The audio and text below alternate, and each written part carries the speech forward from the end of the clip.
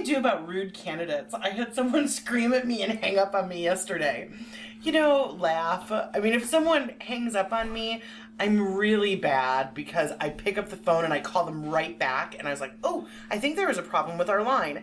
No, She does.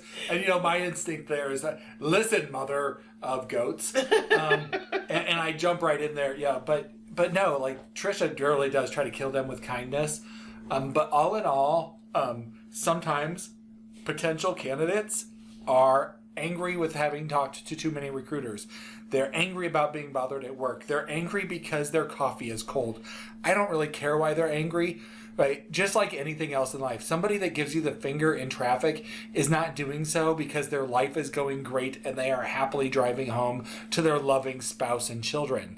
They're having a bad day, right? And you can't take that personally. Maybe you are a jerk and they have reason to be rude to you, but assuming that's not the case, someone being rude to you, the only thing that you can do about it is try to kill it with kindness. And if you can't, screw it, move on with your life.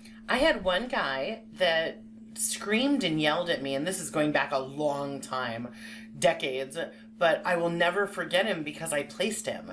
So this is really going to date me. He was a Fox Pro programmer. Wow, that's old technology, but I couldn't find a Fox Pro programmer, and I found this guy and I really wanted him, and I had left him a message and I waited a few days and left him another, and on the third one he answered, and I started talking to him about what he wanted in his career, and he went off on me. I can't repeat to you the level of profanity, screaming at me, the phone, when he slammed it down, it rocked a little bit and made a noise, and I heard him grunt and angry because the phone didn't hang up. It was not a cell phone where you just hit a button, you had to actually hang it up. But it was hard to hear, and I just made the assumption that he was having a bad day. So I wrote a note card, I took a little greeting card basically that had my logo on it, and I wrote a note to him that just said, I hope your day got better. I know that it's not a typical practice for you to scream and be profane at a stranger, so I'm assuming that you had a really bad day, and I just wanted to let you know that I hope it got better. And I put my business card in and I mailed it to his home. And 2 days later, I got a call from him where he was like, oh my God, I am such a jerk. I can't believe that you sent this note to me when I was so mean to you, and I was having a bad day and it wasn't you, and I placed him. I made just shy of 20 grand on that guy who screamed and yelled at me. So when they do that, kill them with kindness. Go over the top. Do a random act for that person, because you know what? They need it. They need that random act.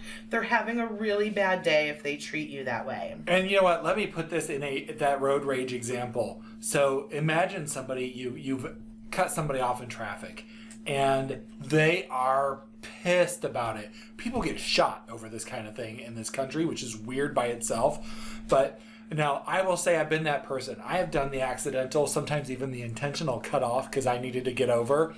And they're angry with my car. They're not angry with me. They don't know me. If I get out of my car, I'm almost 6.5 feet tall, a black belt martial artist, and this resolves itself really quickly.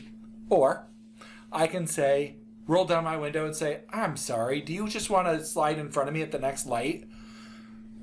Now they don't even know what to do. They're angry and I'm offering a solution and an apology.